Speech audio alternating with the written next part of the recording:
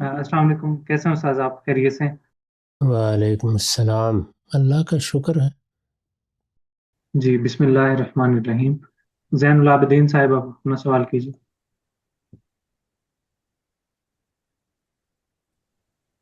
السلام علیکم استاذ۔ وعلیکم السلام۔ استاذ یہ جب ہم قرآن کو دیکھتے ہیں تو قرآن ہمیشہ جو ہے وہ اللہ تعالیٰ کے ہونے پر ایک فطری سا استدلال جسے آپ کہتے ہیں ہمیشہ وہ پیش کرتا ہے کہ یہاں انفس کے اندر آپ کے جذبات، رویے، ان چیزوں کو موضوع بناتا ہے کہ انسان کی یہ مجبوری ہے کہ وہ خدا کو مانے، یا آپ کے باہر جو چیزیں ہیں کہ درخت کیسے آتے ہیں، موسم کیسے بدلتے ہیں، یا ان چیزوں کو کہ جو ہمارے مشاہدے کی چیزیں ہیں ان کو ہمیشہ پیش کرتا ہے۔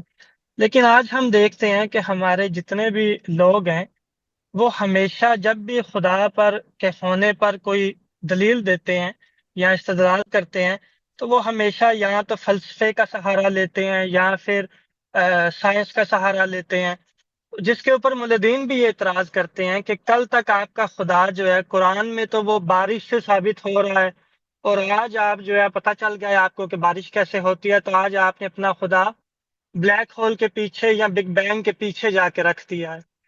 اس میں استاذ کیا یہ جو قرآن کے استدلال ہیں یہ آج کے دور میں ریلیونٹ نہیں ہے کہ اس میں ہم غلطی کر رہے ہیں اس جگہ پہ؟ اس کو تو ذرا واضح فرمائیں۔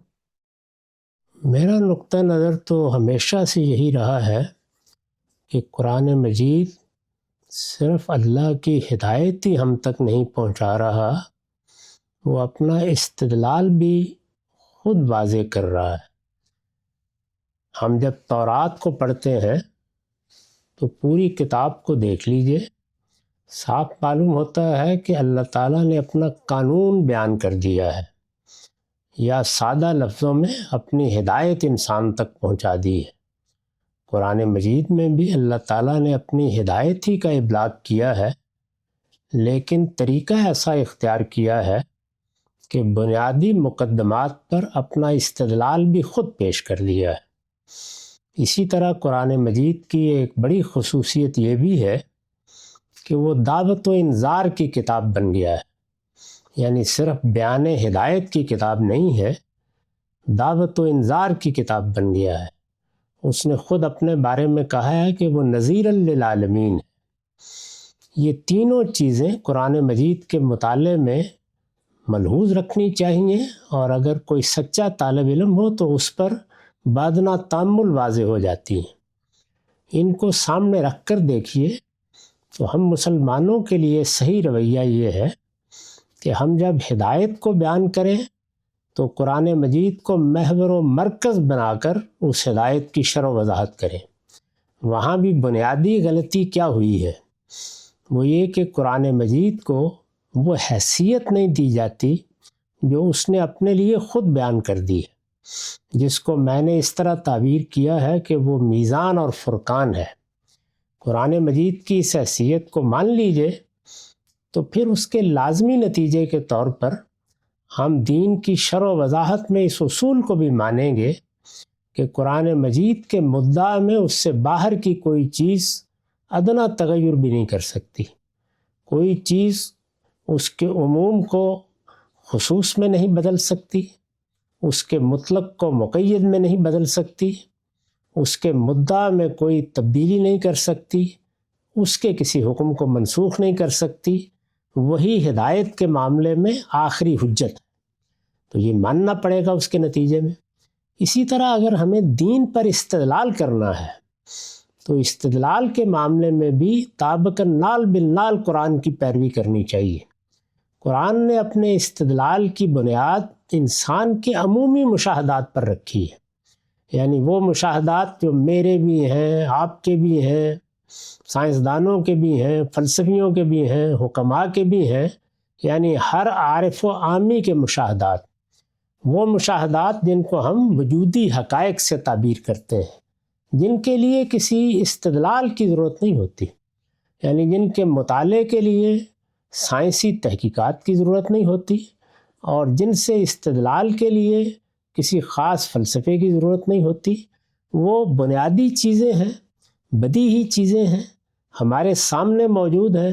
آفتاب ہے، آسمان پر چمکتا ہے، اسی طریقے سے ماہتاب ہے، اس کو ہم رات میں خود مشاہدہ کر لیتے ہیں۔ دن اور رات کا آنا اور جانا ہے، اسی طرح جمادات، نباتات، حیوانات میں نشانیاں ہیں۔ قرآن مجید انہی چیزوں کو بنا استدلال بناتا ہے، یا سادہ لفظوں میں اگر بیان کیجئے تو وجودی حقائق سے اپنے استدلال کی پیدا کرتا ہے۔ اور ظاہر ہے کہ سائنس کے نتیجے میں بھی ہم بہت سے وجودی حقائق کی حقیقت سے واقف ہوتے ہیں، ان کی تفصیلات جانتے ہیں، لیکن قرآن مجید کے استدلال کے لیے اس کی کوئی ضرورت نہیں ہے۔ میرا آپ کا مشاہدہ وہ کفایت کرتا ہے، یعنی وہ مشاہدہ جو متفق علیہ ہے، جس کو علم و عقل کے مسلمات کی حیثیت سے سمجھنا چاہیے۔ اس میں اگر کہیں کوئی غلطی ہوگی تو ہم اس کی اصلاح کر لیں گے، ورنہ اس نے اسی کو پیش کیا ہے۔ اس کے بعد انسان کے شعور کی ساخت میں جو استدلال کے مقدمات بدیت کیے گئے ہیں، وہ ان کو بنا استدلال بناتا ہے، یعنی اس کے لیے بھی کوئی خاص فلسفیانہ استدلال کا طریقہ اختیار نہیں کرتا۔ اس کو آپ کئی طریقوں سے بیان کر سکتے ہیں کہ قرآن مجید علم و عقل کے مسلمات کو بنا استدلال بناتا ہے، اور یہی میرے نزدیک استدلال کا صحیح طریقہ ہے۔ اس سے ہٹ کر کوئی طریقہ اختیار نہیں کرنا چاہیے۔ میں نے اپنی پوری زندگی اس کو ملحوظ رکھنے کی صحیح کی ہے، اپنی تصنیفات میں اس کو ملحوظ رکھنے کی صحیح کی ہے، اور اب بھی جب میں ان موضوعات پر گفتگو کرتا ہوں تو ہمیشہ اس بات کی صحیح کرتا ہوں کہ اس کو عمومی بساط پر زیر بحث لایا جائے، وہ باتیں کی جائیں جو ہر عارف و عامی سمجھتا ہے، بلکہ اپنے پورے ڈسکورس میں وہ لب و لہجہ ختم کر دیا ہے، یا استدلال کا وہ طریقہ ختم کر دیا ہے جو مثال کے طور پر ہمارے فقہاء اختیار کرتے ہیں، بلکہ قرآن مجید کے استدلال ہی کو بنیاد بنا کر دین کے ہر موضوع پر گفتگو کرنے کا طریقہ اختیار کیا ہے۔ اسی طرح دعوت و انذار کے بارے میں بھی میں یہ رائے رکھتا ہوں، اور اس کو بار بار بیان کرتا ہوں کہ ہم مسلمانوں کو کسی نوعیت کے دعوتی لٹریچر کی کوئی ضرورت نہیں ہے۔ قرآن مجید ہی اس کے لیے کافی ہے۔ قرآن مجید کی یہ حیثیت کہ وہ انذار کی کتاب ہے، یہ بالکل بدیہی ہے، چنانچہ اس کو اسی حیثیت سے پیش کرنا چاہیے۔ قرآن مجید ہی لوگوں تک پہنچانا چاہیے، قرآن مجید ہی کی دعوت پیش کرنی چاہیے، اس سے ہٹ کر کوئی چیز کرنے کی ضرورت نہیں ہے۔ البتہ دین کے علم کو تعلیم کے طریقے پر ہمیں لوگوں تک پہنچانا ہے، اور تعلیم کے لیے آپ کو شرح و وضاحت کی ضرورت ہوتی ہے، وہ ہم دین کے مقدمات کے لیے بھی کرتے ہیں، اور اسی طریقے سے اس کے اطلاقات کے باب میں بھی کرتے ہیں۔ تو میں تو اسی طریقے کو صحیح سمجھتا ہوں، لیکن ظاہر ہے کہ لوگ اپنے زمانے سے بعض اوقات بہت متاثر ہو جاتے ہیں۔ اس وقت بھی اگر آپ دیکھیں تو ہمارے ہاں لوگ مغربی فکر سے، ان کے طریقے استدلال سے، اسی طرح سائنسی اکتشافات سے اس درجہ مروب ہیں کہ وہ اسی کو علم سمجھتے ہیں۔ وہ اپنی جگہ ایک بڑا علم ہے، اس کو قدر کی نگاہ سے دیکھنا چاہیے، لیکن یہ کہ ہمیں کیا اپنے مقدمات کو ثابت کرنے کے لیے اس کی احتیاج ہے، ایسا نہیں۔ جی دیدار حسین صاحب، آپ اپنا سوال کیجیے۔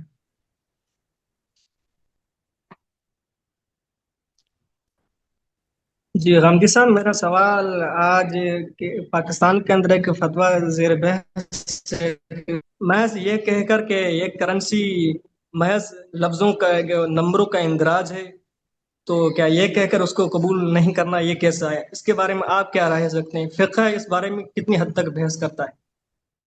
میرے نزدیک اس معاملے میں بھی سادہ اصول ہے کہ ہمیں قرآن مجید کی اتباع کرنی چاہیے۔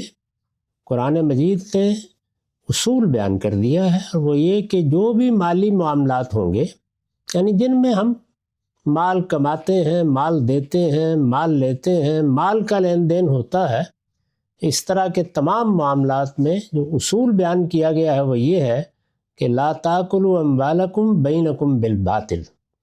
اس میں باطل کا لفظ اختیار کیا ہے یہ بتانے کے لیے کہ انسان کو جو حادثہ اخلاقی دیا گیا ہے وہ فیصلہ سنا دے گا، وہ بتا دے گا کہ فلاں چیز تمہارے لیے جائز نہیں ہے۔ گویا جائز اور ناجائز کی بنیاد انسان کے حادثہ اخلاقی کا فتویٰ ہے۔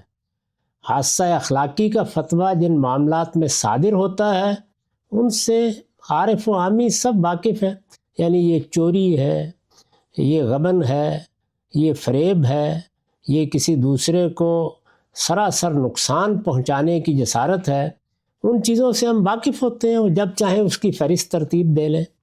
تو دینی لحاظ سے تو کسی بھی معاملے میں یہ چیزیں دیکھنے کی ہیں۔ باقی جو دنیا میں ایجادات ہوتی رہتی ہیں ان کو ہمیشہ ان کے عرف کی روشنی میں دیکھنا چاہیے، یعنی سوسائٹی ان کو کس حیثیت سے قبول کر رہی ہے۔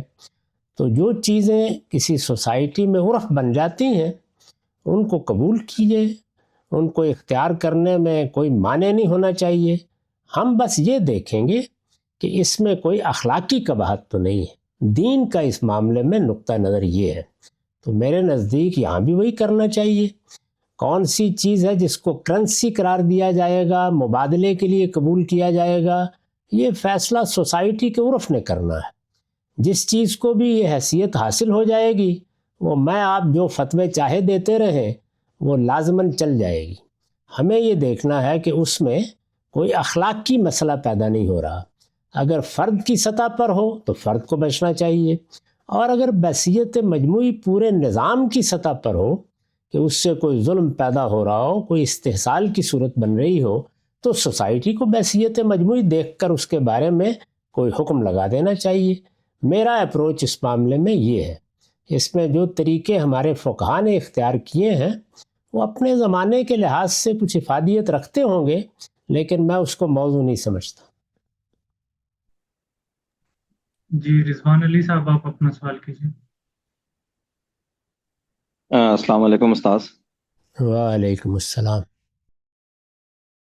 استاذ اسی سلسلے میں یہ کرپٹو کرنسی کی بحث میں ایک دو چیزیں آپ سے پوچھنا چاہوں گا، اور اس کے بعد اگر موقع ہوا تو کچھ سوالات اور بھی ہیں۔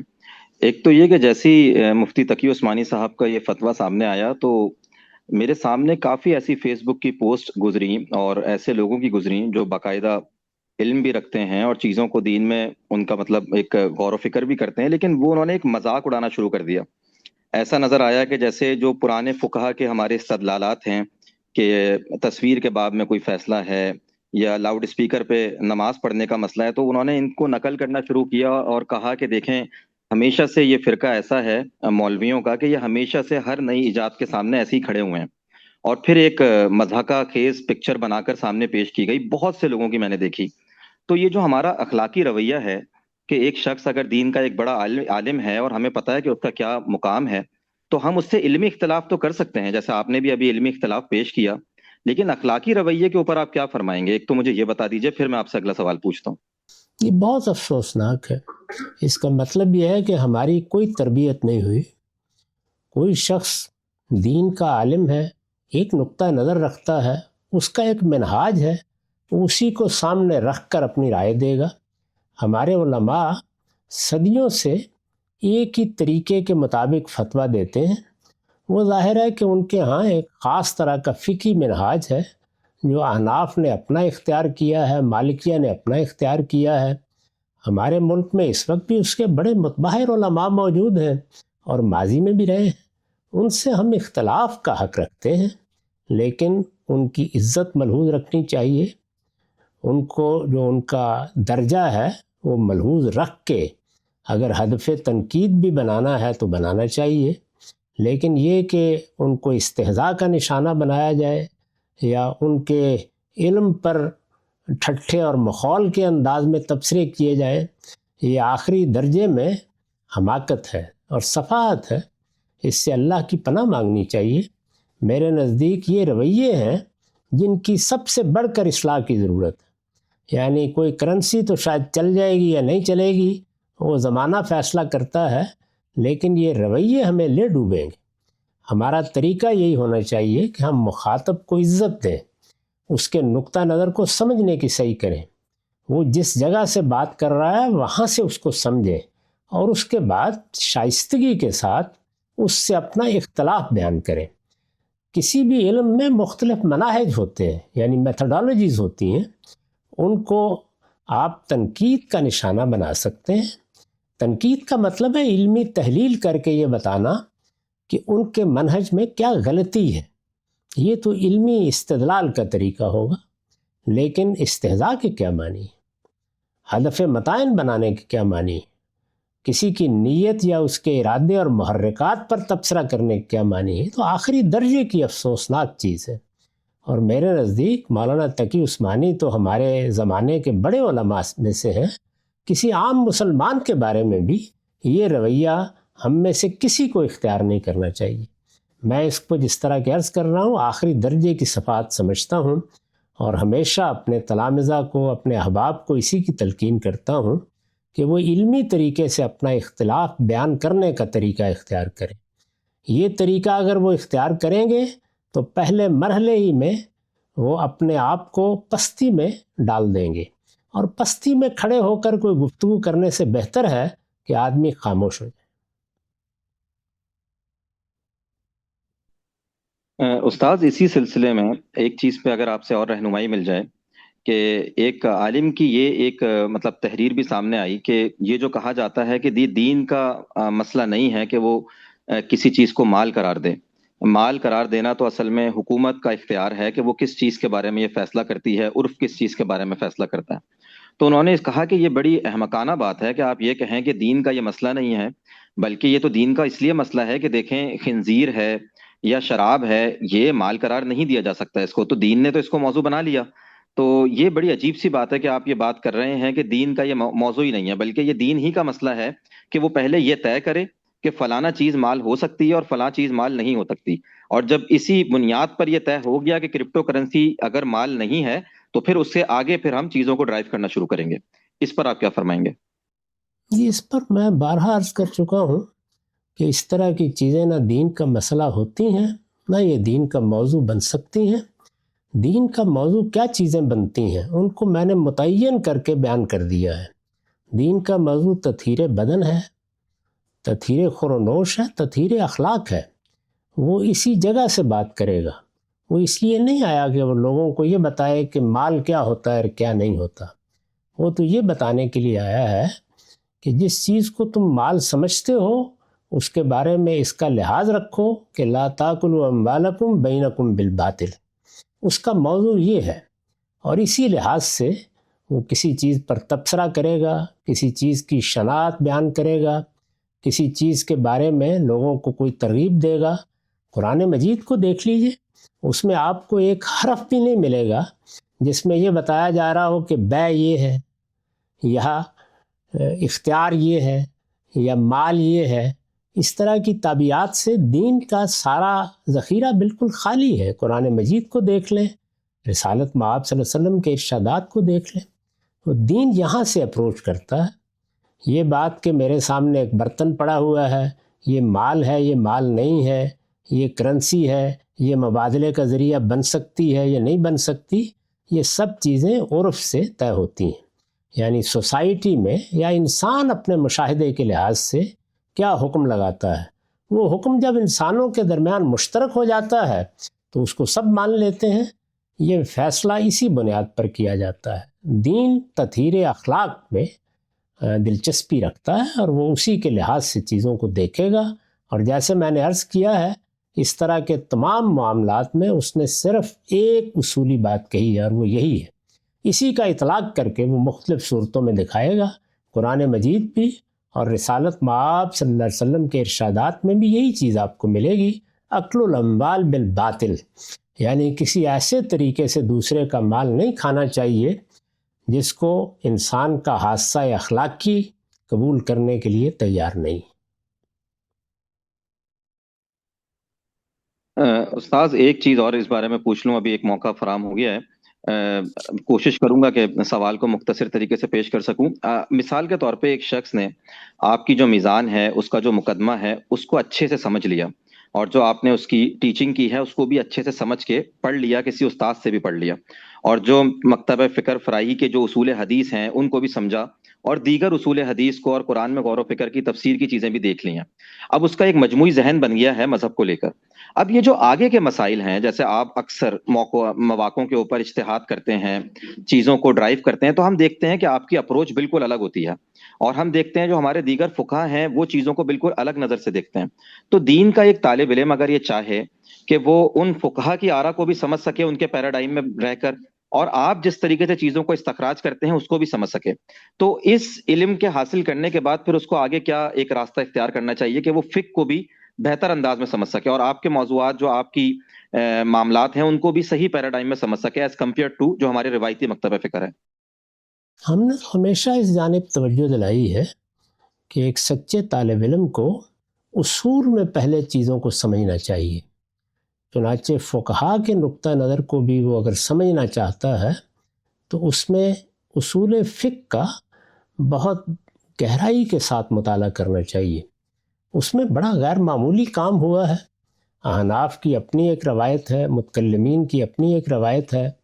اسی طرح جیسے آمدی نے مثال کے طور پر دونوں روایتوں کو جمع کرنے کی صحیح کی ہے، اس میں بھی بہت اچھی تصنیفات موجود ہیں.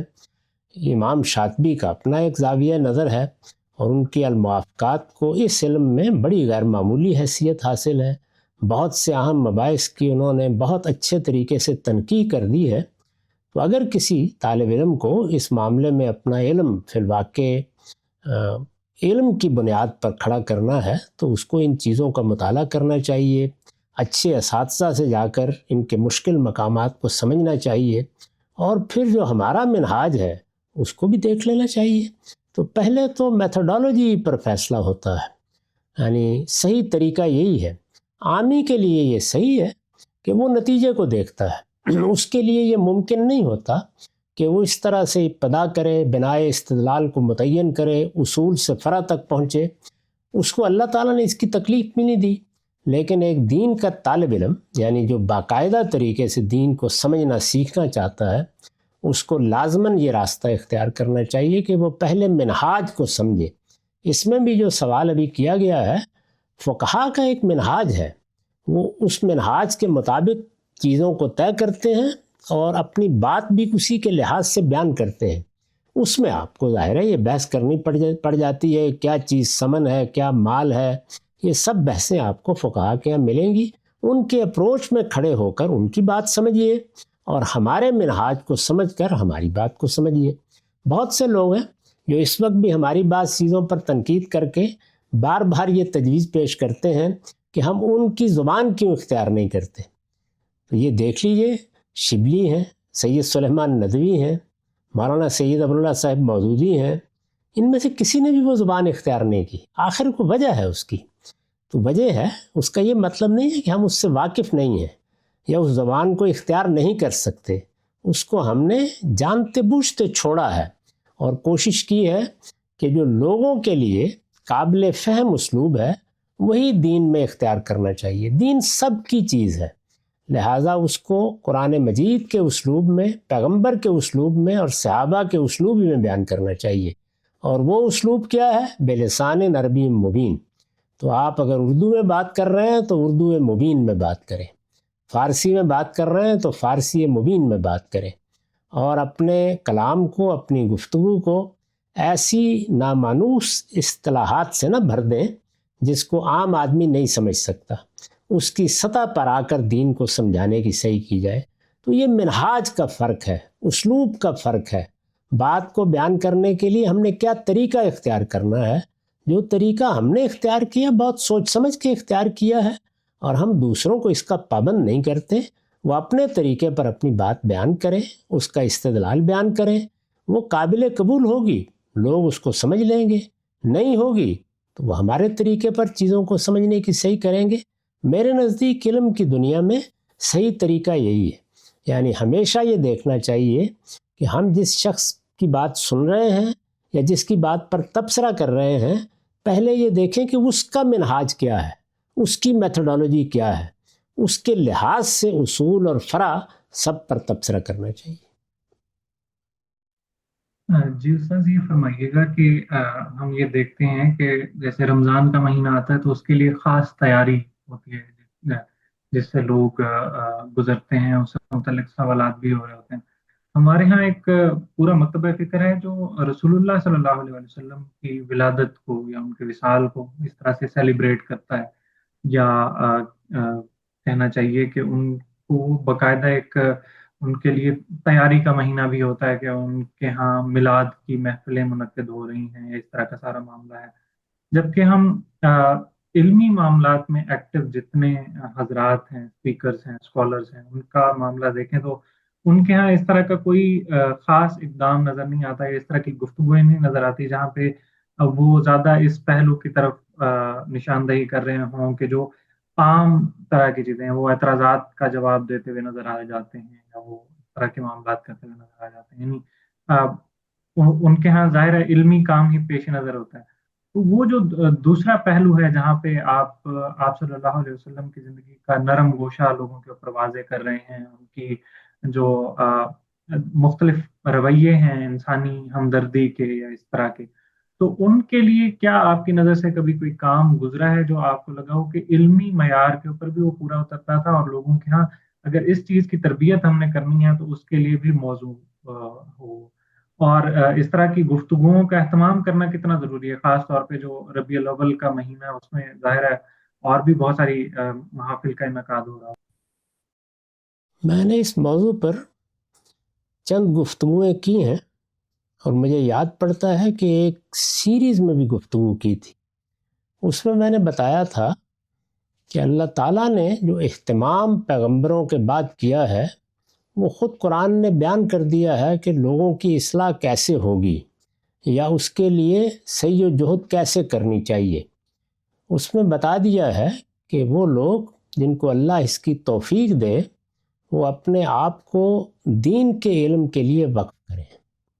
جس طرح سے بہت سے لوگ اپنے لیے کسی شعبے کا یا کسی پیشے کا انتخاب کرتے ہیں، تو چند لوگ ایسے بھی ہونے چاہیے جو دین کے عالم بنے۔ اس کو قرآن مجید نے سورہ توبہ میں بیان کر دیا ہے، اور یہ کہا ہے کہ چند لوگ نکلیں لیتفقہوا فی الدین، وہ دین میں سچی بصیرت پیدا کریں، وَلِيُنذِرُوا قَوْمَهُمْ إِذَا رَجَعُوا إِلَيْهِمْ لَعَلَّهُمْ يَحْذَرُونَ۔ اور اس کے بعد جب وہ اس درجے کا علم حاصل کر لیں تو اپنی قوم کو جا کر انذار کریں، خبردار کریں۔ یہ بنیادی بات ہے، یعنی گویا ہمارے ہاں دو رشتے قائم کر دیے گئے ہیں۔ عام لوگ ہیں، وہ سب کے سب متعلم ہیں، ان کو یہی بننا چاہیے، یعنی سیکھنے والے۔ ان کے اندر سیکھنے کا سچا جذبہ ہونا چاہیے، ہر شخص کے اندر یہی جذبہ ہونا چاہیے، اپنی اپنی سطح پر اپنی استعداد کے مطابق۔ اور کچھ لوگ سکھانے والے ہونے چاہیے۔ سکھانے والوں کے بارے میں یہ بتایا ہے کہ وہ اندھے راہ دکھانے والے نہ بنے، وہ پہلے دین کی صحیح بصیرت اپنے اندر پیدا کریں۔ اس کو تفقہ فی الدین سے تعبیر کیا ہے۔ تو میں نے اس کی وضاحت کرتے ہوئے بتایا تھا کہ اس کے لازمی نتیجے کے طور پر علماء کے پھر درجات پیدا ہو جاتے ہیں۔ ایسے علماء بھی ہوں گے کہ جو مجتہدانہ بصیرت کے ساتھ دین پہ گفتگو کریں گے۔ ان کے موضوعات کیا ہوں گے؟ دین کا فلسفہ، دین کی حکمت، دین کے نظام فکر کی تفہیم، اس کے مختلف پہلوؤں کی وضاحت، یعنی خالص علمی سطح پر وہ چیزوں کو دیکھیں گے، اور پھر براہ راست دین کے ماخذ کی بنیاد پر اس کی شرح و وضاحت کریں گے۔ وہ نہ اصول میں کسی چیز کے ساتھ اپنے آپ کو باندھ کے رکھیں گے، نہ فروع میں، وہ ہر چیز کا جائزہ لیں گے، اور پھر اس کے بعد یہ طے کریں گے کہ ان کے نزدیک کیا اصل ہے اور کیا فرع ہے، اس کا پورا لحاظ کر کے وہ دین کو بیان کریں گے۔ یہ سب سے بڑی سطح ہے۔ اس کے بعد محقق علماء ہوتے ہیں، یعنی ایسے علماء جو کسی موضوع پر یا بہت سے موضوعات پر تحقیقی مواد آپ کے سامنے رکھ دیتے ہیں۔ ان کے ہاں بڑی وسعت مطالعہ ہوگی، اور وہ کسی چیز کے بارے میں وہ مواد آپ کے سامنے رکھ کے اس میں سے انتخاب کا ذوق پیدا کر دیں گے۔ یہ بھی ایک بڑی سطح ہے۔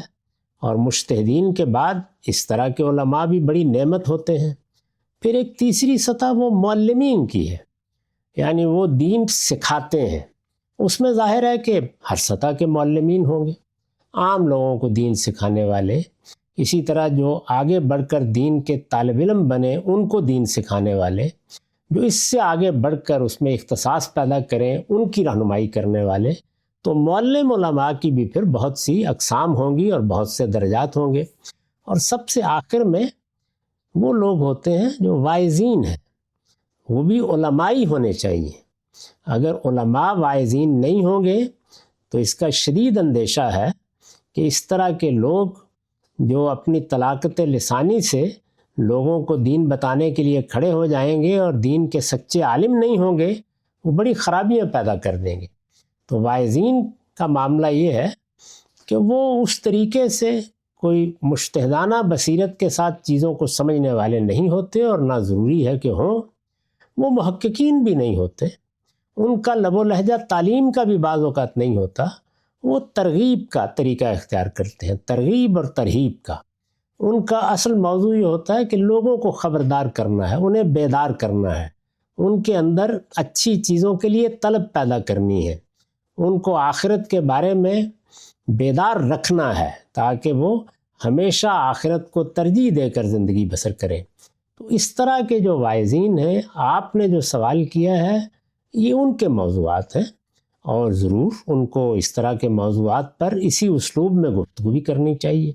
اس میں اگر مثال کے طور پر ربیع الاول کے مہینے میں بعض لوگ خاص اہتمام سے ایسی مجالس کا انعقاد کرتے ہیں یا ان میں اس طرح کی گفتگویں کرتے ہیں تو اس پر کوئی اعتراض نہیں پیدا کیا جا سکتا، لیکن ہمارے ہاں جو صورت لوگوں نے پیدا کر لی ہے وہ اصل میں علماء نے پیدا نہیں کی۔ یعنی یہ جتنے بھی میں نے درجات آپ کے سامنے بیان کیے ہیں، ان تمام درجات میں علماء تو اسی درجے تک محدود رہتے ہیں جس کا میں نے ذکر کر دیا، یعنی وہ چیزوں کو سمجھیں گے، وہ چیزوں کو بیان کریں گے، بیان کرنے کا البتہ ان کا انداز اپنا اپنا ہوگا۔ تو وہ لوگ جو واعظین ہیں ان کو یہی کرنا ہے کہ وہ لوگوں میں رسالت مآب صلی اللہ علیہ وسلم کی سیرت کو سمجھنے کا ذوق پیدا کریں، آپ کی شخصیت کی طرف لوگوں کو متوجہ کریں، آپ کے لیے محبت لوگوں کے دلوں میں پیدا کریں۔ اور اس کے لیے میں نے جیسے کہ عرض کیا، اگر ربیع الاول کے مہینے میں خصوصی اہتمام بھی کیا جائے تو اس پر کوئی چیز ایسی نہیں ہے کہ جس کو اعتراض کے قابل ٹھہرایا جا سکے۔ اس سے آگے جو کچھ لوگ کرتے ہیں اس سے اللہ کی پناہ مانگنی چاہیے۔ دین میں کوئی بدعت کبھی داخل نہیں کرنی چاہیے۔ دین میں وہی اصول ہے کہ صحابہ کرام کے طریقے پر قائم رہنا چاہیے۔ ہمیں رسالت مآب صلی اللہ علیہ وسلم نے یہی تلقین فرمائی ہے۔ تو جب بھی دین کی کوئی خدمت کرنی ہے تو ہمیشہ اوپر دیکھنا چاہیے، یعنی پیغمبر کے زمانے میں، صحابہ کرام کے زمانے میں کیا طریقے تھے، اور صرف اتنی بات تک ہی رہنا چاہیے جس کو آپ قرآن و سنت کے شواہد کی بنیاد پر پیش کر سکیں۔ ہمیشہ محکم بات کہنی چاہیے، واعظ کو بھی محکم بات کہنی ہے، معلم کو بھی محکم بات کہنی ہے، اور محققین اور مجتہدین کو تو یہ بتانے کی ضرورت ہی نہیں ہے، وہ ہمیشہ محکم بات ہی کہتے ہیں۔ تو میرے نزدیک صحیح طریقہ یہ ہے اس طرح کے معاملات سے متعلق۔ اسی وجہ سے میں اس کو درست نہیں سمجھتا کہ مسلمانوں کی جماعت میں جماعتیں بنائی جائیں، یعنی مذہبی جماعتیں۔ مسلمانوں کی جماعت اللہ تعالیٰ کی طرف سے بنا دی گئی۔ جماعت کی حیثیت سے ہماری شناخت جماعت المسلمین ہے، تو اس میں ایسا بھی کوئی کام نہیں کرنا چاہیے۔ اور دین میں جو چیزیں جرائم کی سطح پر بیان کی گئی ہیں وہ آپ جانتے ہیں کہ 3 ہی سب سے بڑی چیزیں ہیں۔ یعنی اگر کسی معاملے میں یہ خیال پیدا ہو جائے کہ اس میں تو کفر کا کوئی شائبہ درایا ہے تو اللہ کی پناہ مانگنی چاہیے، فوراً متوجہ ہونا چاہیے۔ مثال کے طور پر میں نے ایک بات کی ہے اور کوئی دوسرا شخص توجہ دلاتا ہے کہ یہ تو معلوم ہوتا ہے کفر ہے، تو مجھے فوراً رک کر اس کی بات سننی چاہیے، اس کو سمجھنے کی صحیح کرنی چاہیے، اس لیے کہ ہم سب ایمان بنیاد پر کھڑے ہیں، اس وجہ سے کیوں کفر اختیار کریں۔ اسی طرح شرک بہت بڑا جرم ہے۔ اللہ تعالیٰ نے بتا دیا کہ میں شرک کو معاف نہیں کروں گا اگر جانتے بوجھتے کوئی آدمی اس پہ اصرار کرتا ہے۔ تو یہ بڑی تنبیہ ہے، ہر شخص کو متوجہ رہنا چاہیے۔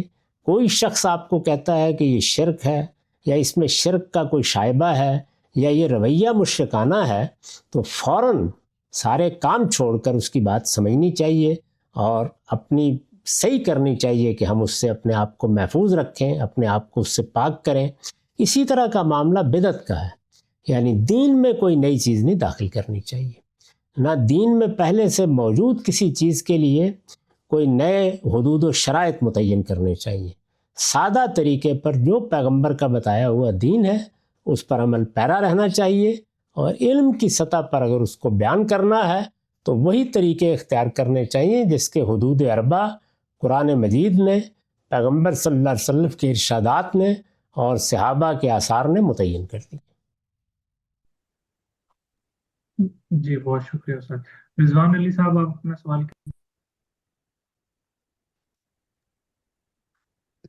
جی السلام علیکم استاذ۔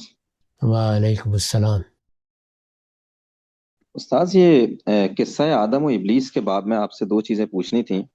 ایک تو یہ کہ جب ہم قرآن میں پڑھتے ہیں کہ اللہ تعالیٰ نے یہ بات بالکل واضح کر دی تھی کہ ابلیس جو ہے وہ دشمن ہے حضرت آدم علیہ السلام اور ان کی زوجہ کا، اور سورہ اعراف میں تو اس میں بڑی تفصیل بھی آئی ہے کہ یہ تمہیں جنت سے بھی نکلوا چھوڑے گا، اور اس نے باقاعدہ قسمیں کھائی ہیں کہ میں ان کے آگے پیچھے سے گمراہ کروں گا۔ تو پھر جب وہ حضرت آدم علیہ السلام کو دوبارہ اس نے بہکانے کی کوشش کی تو کیا وہ کوئی بیس بدل کر آ گیا تھا، یا وہ فزیکلی ان کے ساتھ کانٹیکٹ میں نہیں تھا، اس نے کہیں دور سے ان کے دل میں کوئی وسوسہ ڈالا ہے؟ کیونکہ اگر وہ سامنے ہوگا اور اسی صورت میں ہوگا تو بالکل واضح ہے کہ اس کے بارے میں تو متعین ہے کہ یہ میرا دشمن ہے۔ تو پھر حضرت آدم علیہ السلام اس کی بہکاوے کی وجہ سے کیوں اس عزم کو بھول گئے جو اللہ تعالیٰ نے ان سے عہد لیا تھا؟ اس بارے میں استاذ فرما دیں۔ پھر ایک چیز اور پوچھنی ہے آپ سے۔ میرا رجحان تو یہی ہے کہ جیسے ہمارے ساتھ وہ معاملہ کرتا ہے، آدم علیہ السلام کے ساتھ بھی اسی طرح اس نے معاملہ کیا ہوگا۔ یعنی ہمارے کیا وہ سامنے آ جاتا ہے یا ہم اس سے مسافہ کرتے ہیں اور علیق سلیق کرتے ہیں؟ ہمارے اندر جو داعیات پیدا ہوتے ہیں، اور اس کو قرآن نے بیان کر دیا ہے کہ ہم نے جب نفس انسانی کا تسبیہ کیا تو فَأَلْهَمَهَا فُجُورَهَا وَتَقْوَاهَا، تو یہ فجور اور تقوی کے الفاظ بڑے معنی خیز ہیں۔ یعنی انسان کے اندر یہ رجحان موجود ہے کہ وہ نافرمانی کی طرف مائل ہو جاتا ہے، اس کے پیچھے اس کی خواہشات ہوتی ہیں، اس کے جذبات ہوتے ہیں، یہ دیے گئے ہیں اس کو، یہی امتحان کا ذریعہ بن رہے ہیں۔ اس موقع پر عقل معطل ہو جاتی ہے، عقل معطل ہو جاتی ہے تو پھر شیاطین کے لیے بھی در اندازی کرنے کے مواقع پیدا ہو جاتے ہیں۔ اس کی وضاحت کر دی ہے کہ وہ من الجنت والناس ہے، یعنی جنات کے لیے بھی ایک حد مقرر کر دی گئی ہے، وہ بھی وسوسے ڈالتے ہیں، اور انسانوں کا معاملہ بھی ہے، وہ بھی اپنا فلسفہ بیان کریں گے، اپنے خاص طریقے کے واضح ارشاد فرمائیں گے، بدعات کی تعلیم دیں گے اور معلوم نہیں کیا کیا کریں گے۔ تو یہ طریقہ ہے، یہی خیال کرنا چاہیے۔ میرے علم کی حد تک قرآن مجید میں کوئی ایسی چیز نہیں ہے جو یہ بتاتی ہو کہ وہ باقاعدہ آیا اور اس نے آ کے ان کے ساتھ ملاقات کی اور ان کو اس طریقے سے بہکایا۔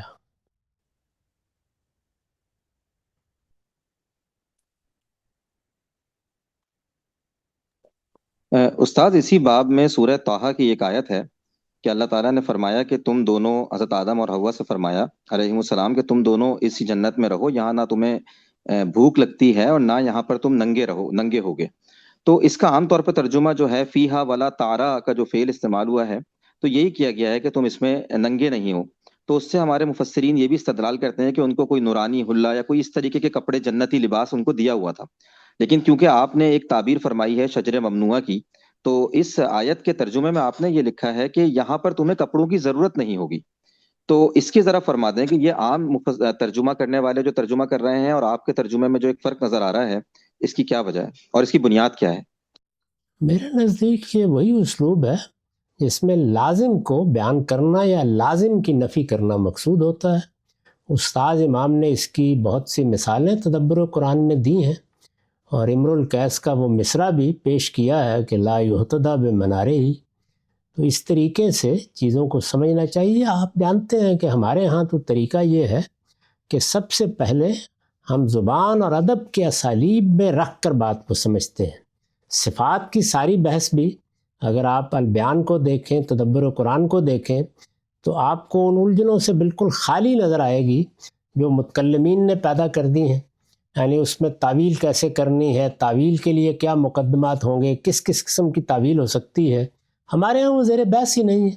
ہم تو یہ دیکھیں گے کہ یہ بات زبان و بیان کی روح سے کیا معنی دیتی ہے، اور اس میں وہی بات جو قرآن نے کہی ہے وَيَتَّبِعُونَ أَحْسَنَهُ، جو بہترین تعبیر ہوگی، یعنی زبان بیان کی روح سے ادبی اسالیب کے مطابق وہ اختیار کریں گے، اور اس کے لحاظ سے ہی ہر جگہ شرح و تفسیر کرتے ہیں۔ جی رفیق احمد صاحب، آپ اپنا سوال کیجیے۔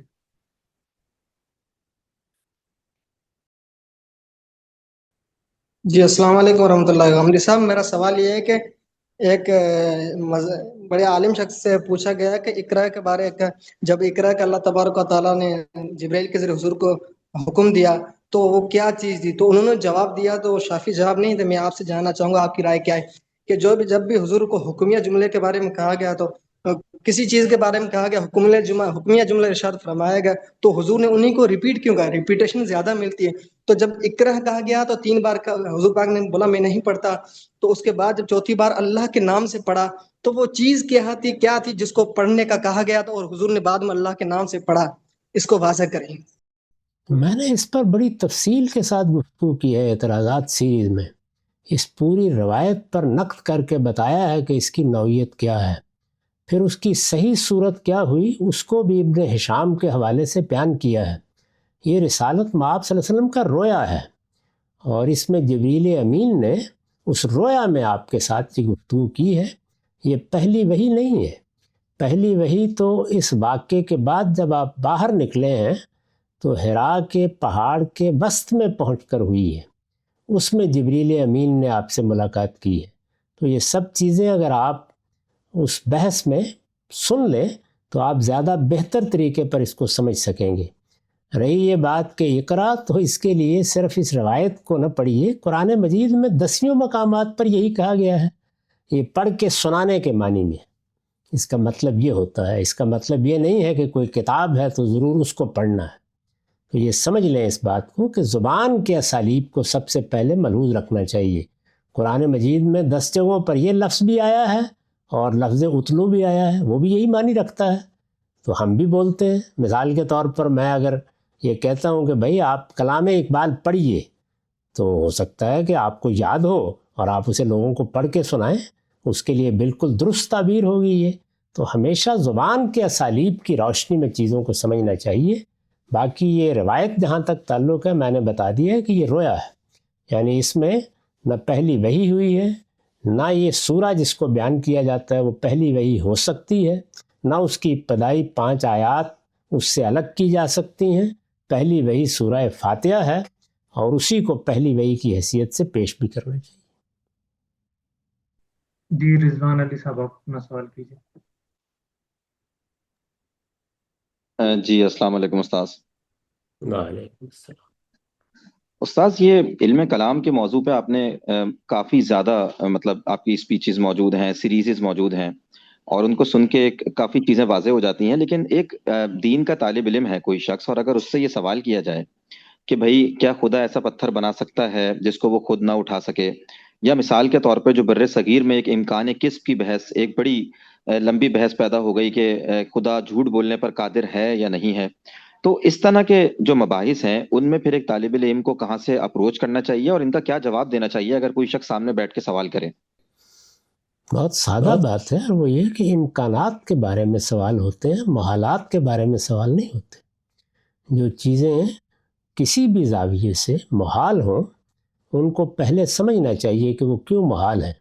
تو ذات باری کے بارے میں اس طرح کی کوئی چیز نہ سوچی جا سکتی ہے، نہ کسی شریف نفس انسان کو کبھی سوچنی چاہیے۔ یعنی اس کو پھر امکان کذب تک کیوں رکھا جائے؟ اس کے بعد تمام بشری پہلو جتنے ہیں ان سب کے بارے میں سوال متعین کر لیجیے، اور ایسی ایسی باتیں کہی جا سکتی ہیں کہ آپ بھی کانوں کو ہاتھ لگائیں۔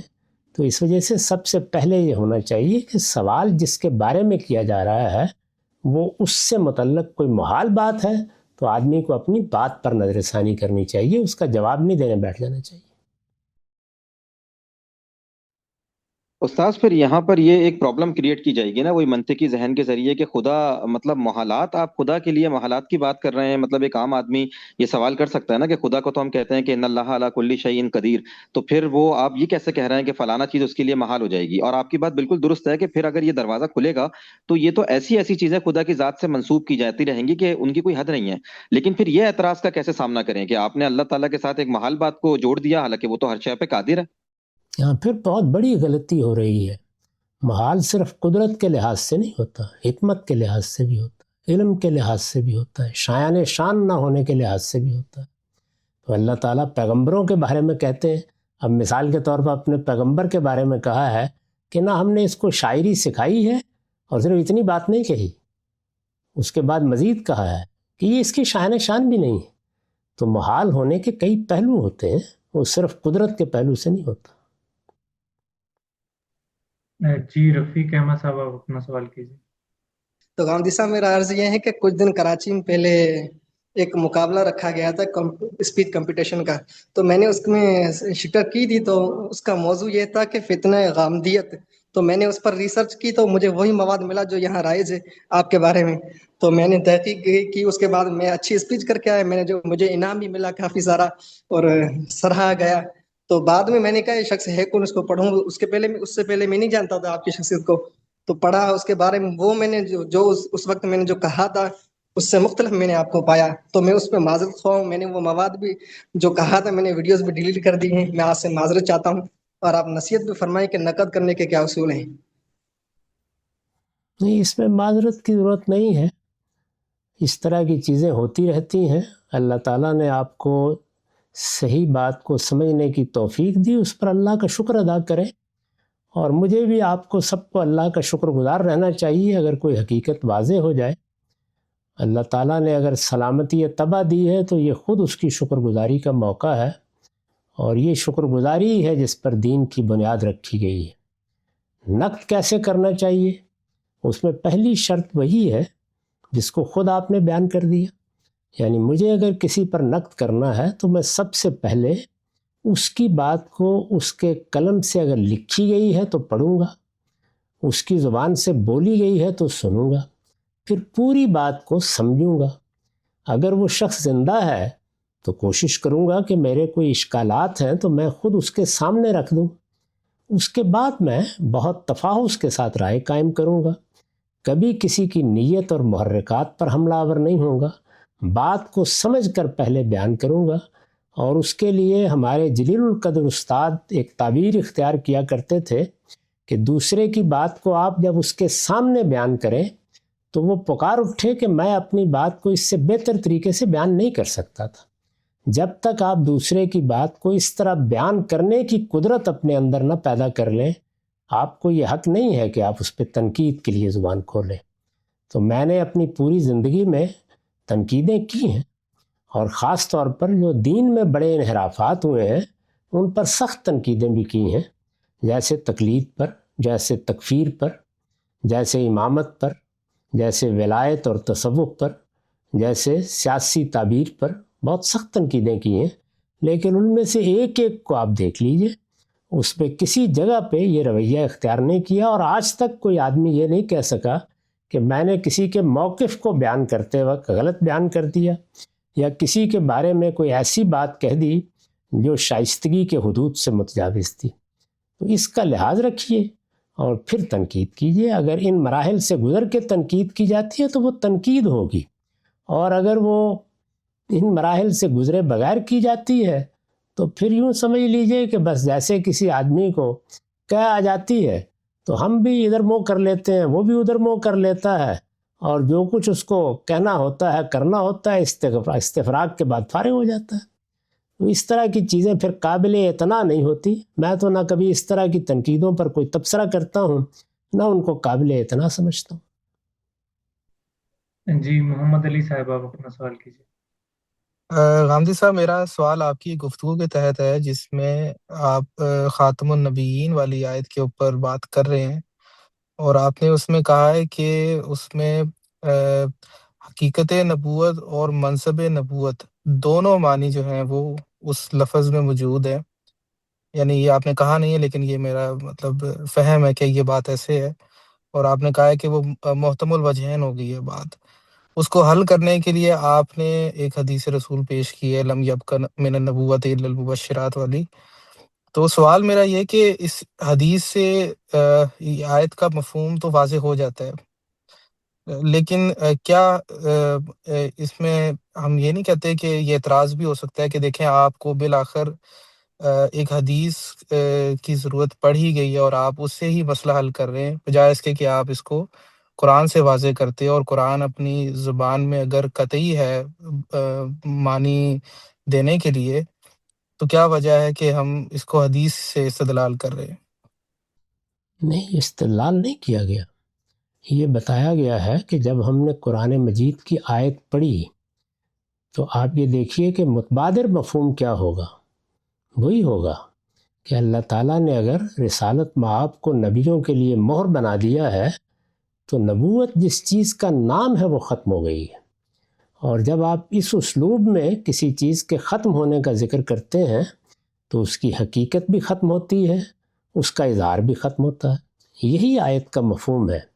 میں نے یہ عرض کیا تھا کہ کوئی شخص بحث برائے بحث کے لیے یہ کہہ سکتا تھا، اور لوگ کہتے ہیں بعض اوقات، سیدھی آیت ہوتی ہے، صاف معنی اس کے واضح ہوتے ہیں، لیکن وہ اس میں ایک نقطہ پیدا کر لیتے ہیں، اس لیے کہ زبان میں احتمالات پیدا کرنا ممکن ہوتا ہے۔